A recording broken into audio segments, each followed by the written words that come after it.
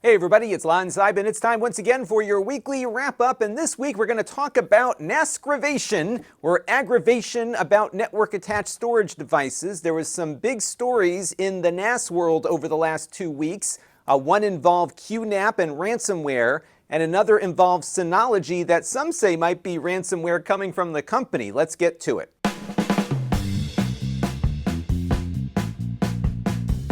Now, in case you don't know what a NAS is, it is short for network-attached storage, and a lot of consumers have been getting interested in these devices because we're all generating gigabytes of content, even if it's just family photos and videos, and people are looking for ways to store that stuff, and one of these things can really do that quite well. You plug it into your network, and in many cases, they replicate a lot of what you would get from a cloud service provider, including all of the different apps that different providers offer without having to spend a monthly fee. You got to pay up front, and then you've got this thing working. The problem is that by default, many of these devices connect themselves to the internet automatically, and that creates a lot of vulnerabilities if you're not keeping an eye on things. And the most recent example of this is the Qlocker Ransomware attack that was going all over the globe over the last couple of weeks. And what this does is it looks for Qnap devices that are accessible on the internet, and then it actually just uses a vulnerability to encrypt your files with the built-in 7-zip archive utility. So they generate a crazy password that's impossible to guess, they encrypt everything, and then they want money to unlock the files. And Qnap, being one of the largest NAS providers in the world, has a lot of targets out there. So when people are looking at designing these kinds of ransomware attacks, they're going to look for something that they can hit a lot of devices all at once with. And there were many, many victims, many of whom were surprised to be hit with it. Now, one of the victims of this was a YouTuber named TFI, and he lost about 8 terabytes of data to this attack, including some things that were really important to him personally, like some family photos and videos and whatnot. And it shows you the risks that you have with one of these things if you're not really paying attention to what it is doing on your network. Because for the most part, they really encourage you to get this thing accessible to the outside world. Qnap uses something called My Qnap Cloud that will work with your router's UPnP features to basically poke holes in your firewall so that you can get at your Qnap device when you're away from home. And I think there are some things that it does by default, even outside of Qnap Cloud, that enable those UPnP features. We'll talk more about disabling those features in a minute. On the Synology side, when you're setting up the NAS device, one of the steps is to enable their version of this called Quick Connect. And they just encourage you to create this account and get everything set up and create your Quick Connect ID so you can very easily get at your NAS device when you're away from home. And if you don't want to do that, they have this link down here that is basically the same color as the background that you can use to skip that step. And I would strongly encourage all of you to skip that step, because once these things are available to the world, if there is an exploit that's discovered, you're going to be a target almost immediately, because again, hackers look for widely distributed devices to get the best bang for their buck. Now, my big concern with these features is that the NAS manufacturers really are not communicating the risks to the user when they enable them, nor are they guiding them into something that might be more complicated, like a VPN, but will be more secure for the user. And I think what's happening here is that they're advertising all of these cool features that put these products on par with a cloud service, but in order to get those to work, you got to punch holes in the router. And rather than have the user go through the process of understanding what they're about to do, they just punch all those holes in there so the apps will work. And I think that's the track that they've kind of led users down, which opens the door to this kind of malware taking hold. And this is not the first time this has happened. About a year or two ago, Qnap got hit with another piece of malware, which was actually more sinister than this one, called Qsnatch. Check out that ZDNet article to read all about what it does, but it would actually install software and make it so you couldn't get the malware off the device without wiping it out. It got so bad that federal authorities here in the US got involved along with their counterparts in the UK. So definitely check that article out. And Synology's had some issues too recently. Around the same time, Synology devices were getting hit with ransomware. Synology at that point didn't believe there was any vulnerability here beyond the fact that their devices were findable when hackers were doing these broad scans of the internet. And believe it or not, it doesn't take long to scan the whole internet these days, especially if you have a botnet looking for open ports.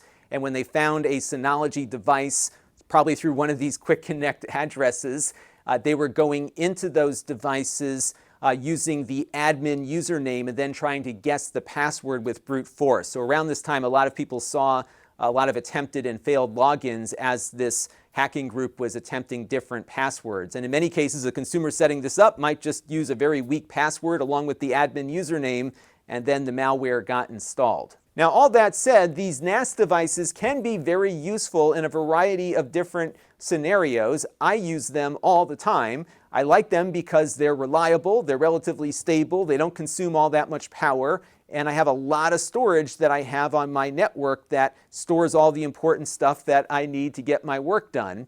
But there are some things that you really need to pay attention to make sure that all that data doesn't get compromised. And the most important thing is to make your NAS invisible to the internet. Now, this will make accessing your NAS remotely less convenient, especially if you have a number of users getting into it. But at the same time, losing all of your data is going to be far more of an inconvenience than having to come up with some alternative scenarios for getting at your data. So that's priority one here, is to get that invisibility going. I pulled this down from the Qnap support pages about how to disable Qnap Cloud. You might want to dive into it a little bit further to get more details about some of the other dials you might need to spin to completely disable everything. On the Synology side, they have an option here for disabling Quick Connect. As you can see, I've got mine disabled right now on mine.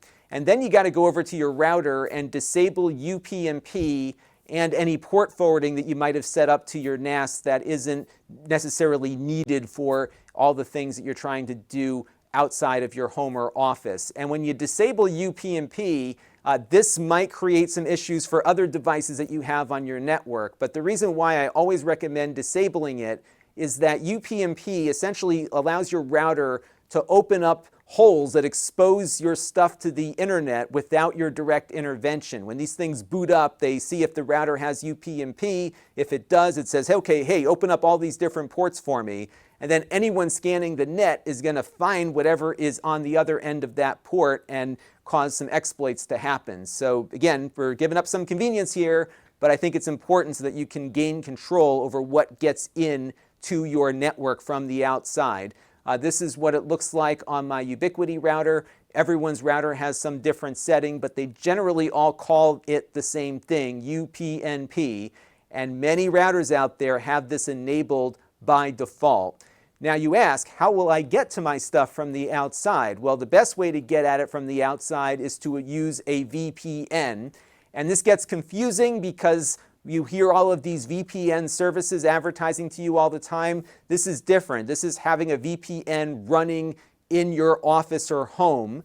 I have mine running on the router itself, and that's often the best way to get it enabled if you have that feature on your router. A lot of the higher end routers these days have that. If you don't have a VPN running on your router, there are a lot of ways to get one running in your home. One of the easiest ways, believe it or not, is to use a Raspberry Pi. I did a whole video tutorial on that. And actually, some of these NAS devices actually have a VPN server built in. That might be worth looking at, but I think having a separate device is probably the best way to go. And this is something that you'll connect to when you're on the road. And when you get into your VPN, your NAS is available at its local IP address, but anyone else scanning the web is not going to see your NAS device unless they have your password and your certificate and your username for your VPN, which of course is highly unlikely. So use a VPN that's going to keep everything off the net, but still give you the ability to access things remotely. Now, the next suggestion is to create an admin account on your NAS device that is not called admin. Come up with some other username and use a secure password with that username that you're not using anywhere else. Why? Because if the default is admin and someone is trying to brute force their way into your NAS, they're going to know half of what they need to know to log into it. So get rid of admin. Come up with some other username, give them full administrative access, and then, again, use a secure password that is very hard to guess. Next, check for updates and do that frequently. It looks like Qnap had started updating their NAS devices right when this malware attack began, and a lot of people didn't get the update automatically. Now, when I set up my Synology NAS here, it was setting a schedule for when it would install updates as they came down. I think this might have been what it had on the default when I first got it going. I would suggest having it look every night at a time that's convenient for you, maybe 2 or 3 in the morning when you're sleeping or something, just to make sure you don't miss an update, especially if some 0-day comes out. But I found it's often useful to go in and check to make sure it's on the most recent version anyhow, because on a few occasions I've logged in and found that it never installed the update automatically because some app wasn't yet updated, so I had to go in and do all that myself. So I would maybe add it to your to-do list maybe once a week to go in and check and make sure that it is getting all of its updates in automatically, because you never know when those auto updates will fail. Now, like every precautionary security thing, there will be inconveniences, and in this case what can happen is that when the NAS updates its operating system, it might disable an application that was working on it prior to that update. It's happened to me a few times. You do have to keep on top of this stuff, but again, I'd much rather deal with that than have somebody log into my NAS and encrypt all my files or worse. So again, inconvenience and security are always in some degree of imbalance there. Now, there are also things that can happen when these updates come down, including sometimes ransomware from the manufacturer itself. Now, let me show you what happened here with Synology recently. So Synology has a file system called BTRFS. It's an advanced file system that allows you to take snapshots of specific directories so that, let's say, ransomware comes onto your system, you can just roll back to a prior snapshot before everything got encrypted. It's pretty cool how it works, but it only works on their higher-end Intel-based NAS devices. I think the lowest priced one is around $400 or $500. And what happened is that some folks were on the low end of the Intel line and maybe upgraded to a multi-drive ARM-based NAS that doesn't support BTRFS, but Synology allowed these people to migrate from the old device to the new one without any error messages or warnings or anything else. It continued to allow BTRFS to work on a device that says it doesn't support BTRFS. And that was until they pushed an update down that for many people got installed automatically. And when these folks came back to their NAS to grab a file, they saw that there was no data available because they basically said, this device doesn't support BTRFS, even though it did a week ago, it doesn't now, and you got to go buy a new one in order to be able to get at your data again by putting those drives into the new device. And one of the great features of Synology is how easy you can migrate from one device to the other just by putting the drives in, basically. And that was something that should have been told to the user when they did the migration, not a few months or years after they did that. And this is the response from Synology as to what you can do about it. Basically, go out and buy another one that supports it, or you won't get your data back. Not cool. You can check the link down below and get a little bit of feedback from the users that are currently dealing with this problem. So the big question here is whether or not this is worth the aggravation. Now, for someone like me, and likely you watching, it probably is worth the aggravation because, again, these are really useful storage appliances that can really help a workflow if installed and used properly. Now, I get calls from friends all the time, though, looking for solutions for their photos and videos of the family that are accumulating. They're using external hard drives, they got data all over the place, and they're trying to consolidate into something that's easier. And there was a time where NAS might have made a lot of sense there, but the problem is that the use case that they're after is something that is requiring external access. Maybe the family wants to get into the album. Maybe they want to show pictures of the kids when they're on the playground or something. All of those things where you've got to get in from the outside opens the door for what we've been talking about here and potentially damaging very important memories without backups. Now, if you look at what the cost of one of these things are, here's the entry-level Synology NAS, the 220J, with 2 hard drives at 2 terabytes to get the mirrored data redundancy on there. You're looking at $310, and that doesn't account for having to maintain a proper backup and having some additional things to make that backup happen. Now, if you look at what a cloud service costs you with the same capacity, it actually is very competitive, because for a third of that price, you can get a whole year on Google with 2 terabytes of storage. They've got a great photo manager through Google Photos with some crazy, scary search capabilities on it.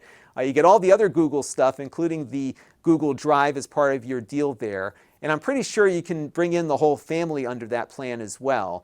And you don't have to deal with it. You don't have to manage the security.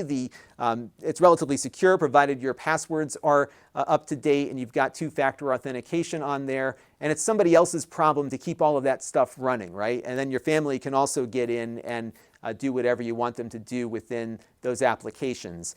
Apple has a pretty good deal with their iCloud storage. I pay $10 a month for 2 terabytes. That not only gives me storage, but it also allows my family to make use of it as well. So I'm backing up about 700 or 800 gigabytes of photos and videos to iCloud, and then my wife's phone and iPad are backed up there along with the kids' iPads. It all just goes in there and it just works, and it's very tightly integrated with the rest of the Apple devices we own.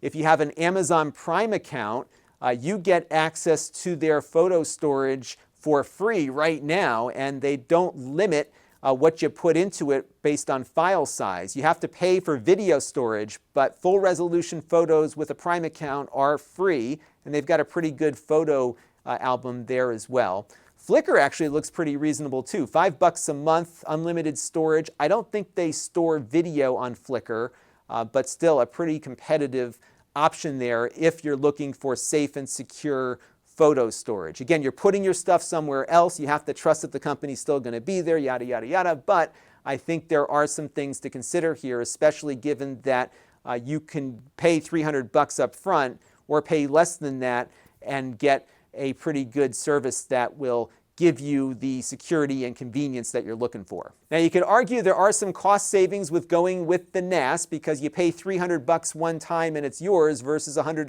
or $120 a year. But at the same time, the NAS starts to have maintenance issues when you get into the 3rd or 4th year related to drive replacement and everything else.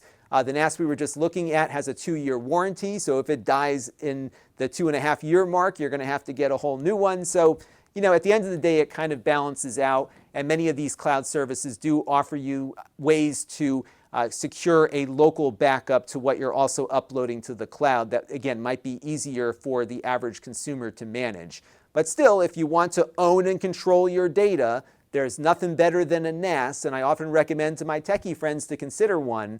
But when I start talking about some of these caveats and security issues with friends that are not as tech savvy, they often decide to go the cloud route. And for many people, it's usually a click of a button on a phone and their problem is solved, and they can solve it for around what they would pay to roll their own. Now, this week's wrap-up is being brought to you by all of you. We had some super chatters who contributed during a recent live stream. They include Zam, Desert Coon, and Tim Shadler. We also have some new supporters on the channel, including Larry Smith and Carl Harada, who gave via the donor box page. David Bird and Chris Sterner contributed via Patreon, and Juan Tolino contributed via the YouTube membership program. I want to thank everyone for their support of this channel this week, and everyone who's been contributing on an ongoing basis, and all of you who just watch on a regular basis too, because all of those things are important and they all contribute to the growth of the channel. So I want to thank everyone for their support. And if you want to support the channel, you can go to Lon.TV/support and make a monthly or a one-time contribution. As you heard, we support Patreon, the YouTube membership program, my donor box page, and we support Floatplane, which is the Linus Tech Tips platform, which I've been enjoying being a part of. We have other channels you can find me on listed here, including my live streams that you can see on the link on screen there. And if you go to that link, it'll take you to my Amazon live stream page where you can follow me. And I found that they are a little better with their notifications than YouTube can be. So if you want to get notified whenever we pop on live, I typically come on randomly in the afternoon.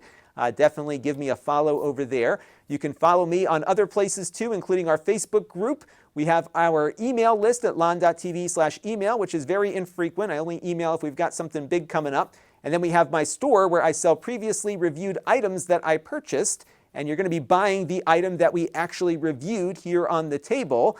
And if you want to get alerted when those items go up, because there's only one of everything, you can sign up for my email alert at Lon.TV/store alert. And that is going to do it for this week's weekly wrap-up. Thank you all for your continued support. I would love to hear your thoughts on today's topic down in the comments section. I'm sure we'll have a lot of opinions on that. And until next time, this is Lon Seidman. Thanks for watching. This channel is brought to you by the Lon.TV supporters, including gold level supporters Chris Allegretta,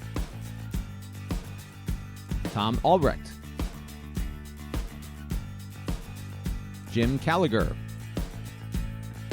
Hot Sauce and Video Games, and Brian Parker. If you want to help the channel, you can by contributing as little as $1 a month.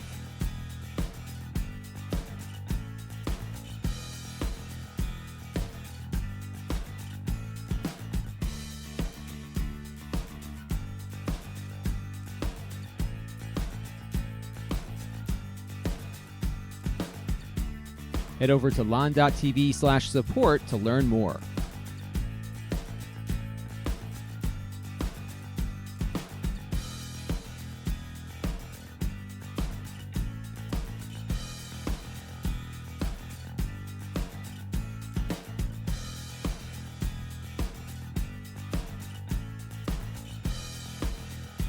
And don't forget to subscribe. Visit lon.tv/s.